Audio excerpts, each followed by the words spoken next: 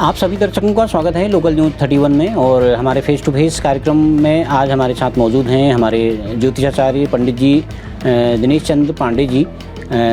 आज उनसे हम मुलाकात करेंगे और उनसे हम बातचीत करेंगे कि चैत्र नववर्ष प्रतिपदा शुरू होने वाली है, तो उसका क्या फलाफल है और किन राशियों को पैठ है, किन राशियों को अपैठ है, और किन किन राशियों की में जो ग्रह दशा है, नक्षत्रों की ग्रह दशाएँ जो चलती हैं वो उन राशियों में है और उसका निदान क्या है वो भी हम पंडित जी से जानेंगे। पंडित जी, पहले तो स्वागत है आपका हमारे चैनल में। धन्यवाद, नमस्कार। मैं ये नया संवत्सर जो है 2025 का शुरू होने वाला है। चैत्र शुक्ल पक्ष से उत्तर भारत में मनाया जाता है और दक्षिण भारत में जो है ये कार्तिक शुक्ल पक्ष से मनाया जाता है। नव संवत्सर में हिंदी का नव संवत्सर माना जाता है। नव संवत्सर में नवरात्र का प्रारंभ होना, देवी देवताओं की पूजा पाठ करना, और हमारा हिंदू धर्म में चैत्र के नवरात्र से ही नया संवत्सर को मनाया जाता है। जी पंडित जी, थोड़ा सा ये बता दीजिए कि जो नव संवत्सर शुरू होने वाला है इसकी क्या आपके पास जानकारी है? क्या नव संवत्सर का नाम है, क्या राजा है, क्या मंत्री हैं, किस तरह का फलाफल इसका होने वाला है? थोड़ा अगर हमारे दर्शकों को भक्तों को अगर बता सकें आपको। नव संवत्सर का नाम इस वर्ष जो है सिद्धार्थ नाम से प्रचलित है। संवत्सर 60 होते हैं, 60 में से ये एक है जो शिव के चले हुए हैं। इस सिद्धार्थ नाम जो संवत्सर है इसका फल जो है वैराग्य, आध्यात्मिक और वर्षा आदि के लिए शुभ माना गया है। सिद्धार्थ शब्द का अर्थ है सारी सिद्धियों को प्राप्त करने वाला।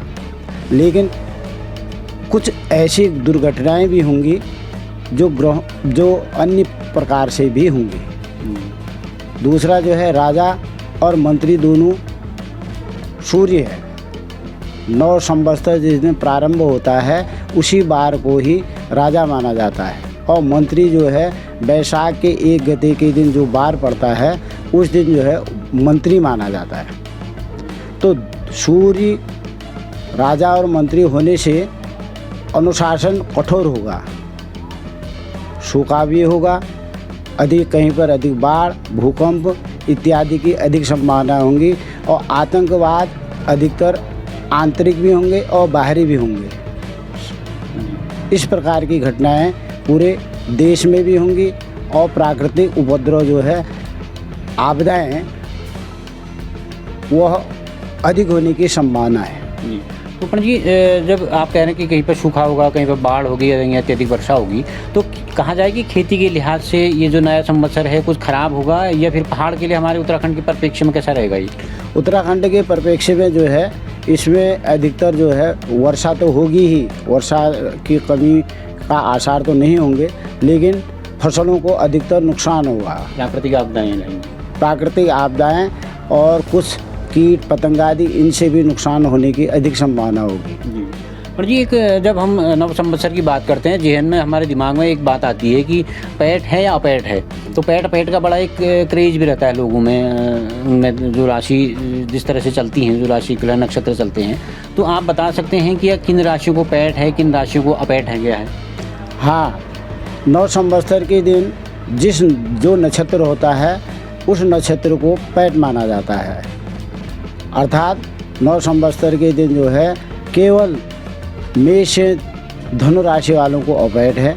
और दूसरा विश्व संक्रांति का भी मानते हैं हमारे यहाँ। विश्व संक्रांति उसको कहते हैं बैसाखी के दिन का, उस दिन का है कर्क, वृश्चिक और मीन राशि वालों को अपैठ होता है। जी, तो पंडित जी, एक अपैठ के साथ साथ एक उसका निदान भी होता है कि कुछ दिनों बाद बताया जाता है कि उसका निदान होगा, तो जो अपैठ का जो बुरा प्रभाव है वो समाप्त हो जाएगा। तो क्या निदान आप सुझाव देंगे दर्शकों को? अपैठ में जो है चंद्रमा से संबंधित जितने भी वस्तुएं होती हैं, अर्थात सभी वस्तुएं, चांदी, चावल, आटा और इत्यादि आदि चीज़ें जो का दान दिया जाता है। क्योंकि जब भी अपैठ होता है तो चंद्रमा से ही अपैठ का आकलन किया जाता है, न कि सूर्य से। और जी जब हम राशियों की बात करते हैं तो शनि, राहु, केतु एक ये ऐसे ग्रह माने जाते हैं जो बड़ा पीड़ादायक होते हैं, पीड़ा देते हैं।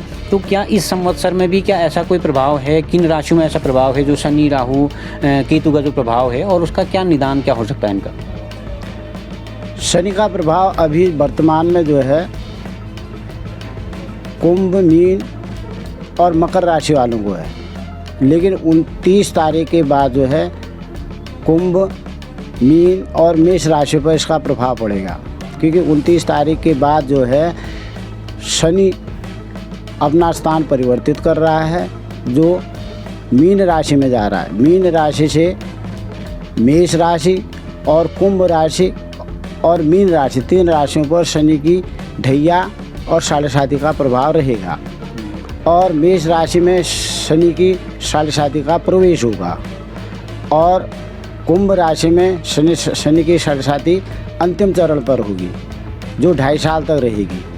इसमें शनि बकरी भी होगा, बीच में बकरी का भी प्रयोग है। बकरी होने पर उस समय जो है मकर राशि वालों को भी प्रभावित करेगा। और जी इस बीच बताया जा रहा है कि ये सूर्य ग्रहण भी लगने वाला है आजकल 1-2 दिन बाद, तो हालांकि बताया जा रहा है कि वो भारतवर्ष में दिखने को नहीं आएगा। तो क्या जब दूसरे देशों में वो लगेगा तो यहाँ उसका प्रभाव रहता है, और उस वक्त क्या शुभ अशुभ कार्य लोग कर सकते हैं, नहीं कर सकते हैं, क्या कहना चाहेंगे आप? सूर्य ग्रहण का प्रभाव यहाँ नहीं है, वो अन्य देशों में है, लेकिन जिस देश में सूर्य का प्रभाव नहीं पड़ता है वहाँ उसका कोई दोष नहीं माना जाता है। लेकिन जहाँ जब कभी भी सूर्य ग्रहण या चंद्र ग्रहण हो तो उस समय जो है 8 घंटे पहले या 12 घंटे पहले भोजन त्यागना पड़ता है, और स्नान आदि करके फिर अन्य चीज़ों का शुद्धिकरण करके तब जाके अन्य कार्य किए जाते हैं। जी चलिए, बहुत बहुत धन्यवाद, आपने हमको अच्छी जानकारी दी, हमारे दर्शकों को काफ़ी कुछ जानकारी मिली होगी। और आपका एक पंचांग भी आता है, तो उस पंचांग में क्या आप क्या जानकारी देते हैं, अगर आप इसको दिखाना चाहेंगे पंचांग को? नहीं, पंचांग की जानकारी ये है गौरी पंचांग करके है। इसमें संपूर्ण सारी चीज़ें लिखी हुई हैं संवत्सर से संबंधित, और जितनी भी चीज़ें हैं इसके अंतर्गत राशि भी है, और वार्षिक कैलेंडर की तरह से भी है, और पंचांग की तरह से भी है, और तिथि त्यौहार वगैरह सबका इसमें विवरण लिखा हुआ है। और दूसरा जो है बायां पैर, एक शब्द बोलना भूल गए हम कि बायां पैर जो है इस वर्ष विशाखा, अनुराधा, ज्येष्ठा नक्षत्र पर है। जिन विशाखा नक्षत्र वाले जिन तुला राशियों का विशाखा नक्षत्र होगा उनको जो है बायां पैर होगा, और अनुराधा ज्येष्ठा वाले जो वृश्चिक राशि वाले हैं उन पर बायां पैर गया हुआ है। बायां पैर विश्व संक्रांति के दिन वह बायां चांदी का बायां पैर बनाकर चंद्रमा से संबंधित दान को देकर इसका निवारण कर सकते हैं। और ये जब हम बात करते हैं ना, एक ये भी कहा जाता है कि इसके सिर संक्रांति है, इसके हृदय में संक्रांति है, इसके पैर में संक्रांति है, तो क्या ऐसी भी कोई जानकारी होती है किसी का अगर सिर में संक्रांति, तो क्या फ़ायदा, क्या नफ़ा नुकसान होता है? नहीं, उसमें तो ऐसा है, मैं नक्षत्रों के आधार पर बता देता हूँ आपको, नक्षत्रों के आधार पर बता देता हूँ। इसमें है विशाखा, अनुराधा, ज्येष्ठा जो है उसका जो है बायां पैर गया हुआ है। दूसरा जो है मूल, पूर्वाषाढ़ा, उत्तराषाढ़ा जो है उसका दायां पैर गया हुआ है। उसके बाद आता है श्रवणा, धनिष्ठा और सद्भिषा नक्षत्र है, उनका बायां हाथ गया हुआ है।